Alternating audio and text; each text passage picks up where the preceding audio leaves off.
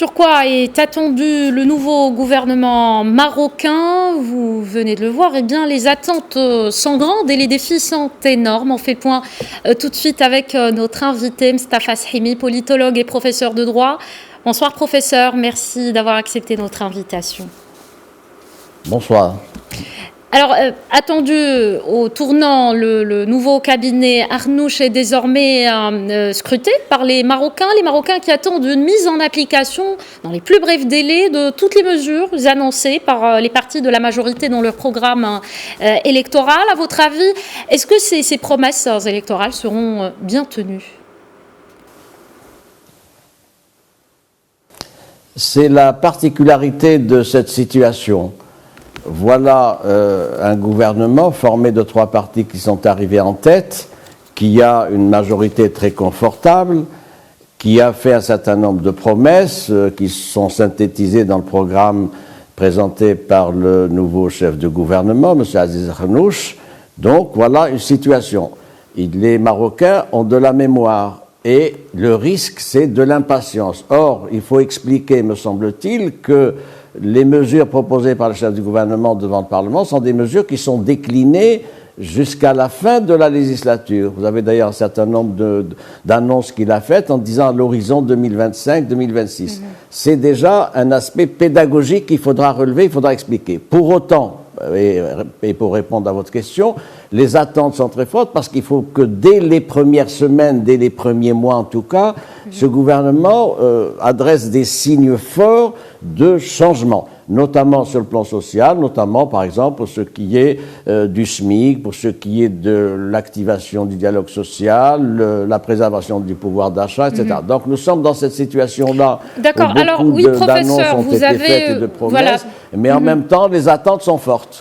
Exactement, les attentes sont fortes. Vous avez dit justement qu'il faut, dès les premières semaines, commencer à ressentir la présence, il faut le dire, de ce nouveau cabinet. Et d'ailleurs, durant les 100 premiers jours du gouvernement, quelles sont les mesures qu'on va commencer à voir en train de se concrétiser sur le terrain dans ces 3 premiers mois approximativement du début du mandat du cabinet Arnouch?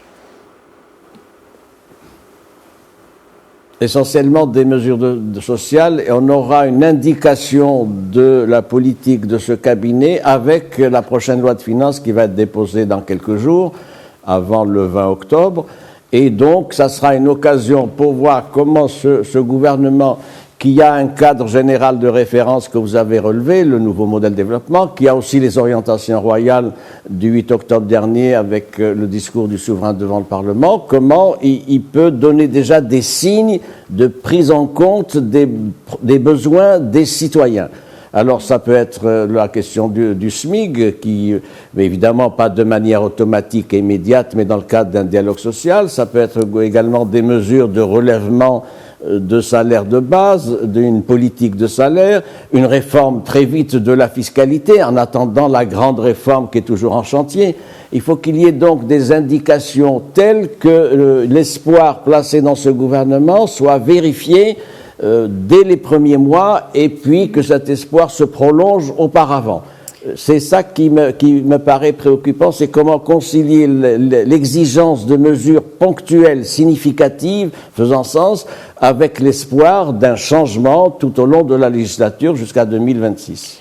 D'accord. Alors, vous avez évoqué, professeur, le projet de loi de finances. Le compte à rebours, justement, du projet de loi de finances 2022 est enclenché. Dans quelques jours, le PLF sera déposé au Parlement. Doit-on s'attendre à une augmentation du budget, vu que le programme du gouvernement, vous l'avez dit, est très social ? Évidemment qu'il y aura une modification du changement par rapport à la note de cadrage qui avait été adoptée par le précédent cabinet la fin août, début septembre. Il y a des grandes lignes.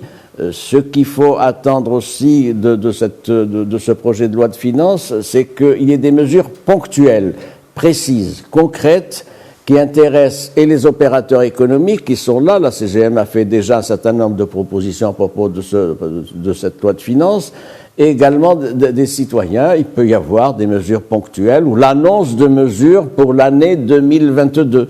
Et cette annonce est en fait précisément lors du débat parlementaire.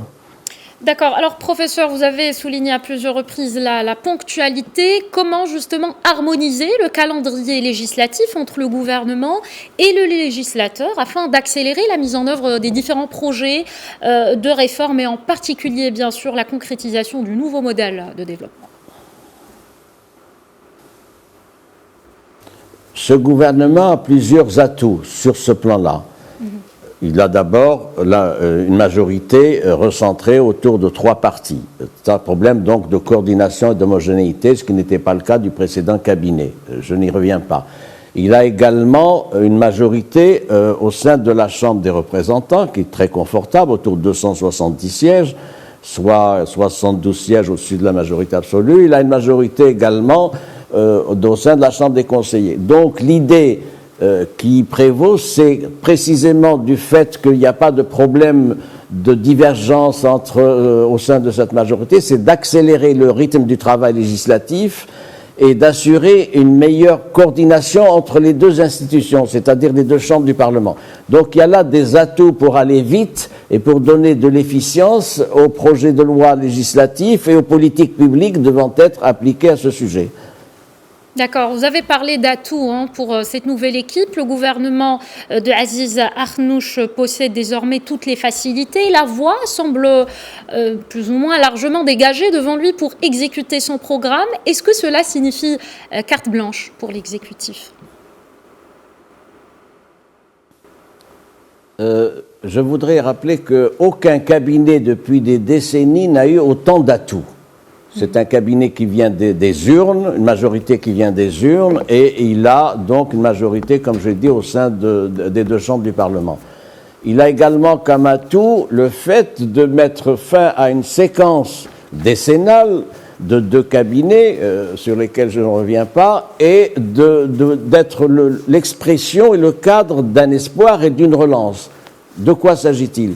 De restaurer d'abord la confiance. Il faut que les citoyens retrouvent espoir et confiance dans la politique de ce cabinet telle qu'elle a été définie au Parlement aujourd'hui. Il faut également que les opérateurs économiques soient davantage sécurisés. C'était l'un des problèmes de l'environnement d'affaires et d'investissement. Il y a, vous avez vu, des indices significatifs au niveau de la bourse, au niveau de la réaction des opérateurs internationaux. Donc il faut aller vite, mais dans le cadre d'une perspective qui a été définie. La difficulté, c'est comment aller vite tout en inscrivant les mesures à venir dans un temps long, c'est-à-dire une temporalité de 5 ans, la durée de la législature.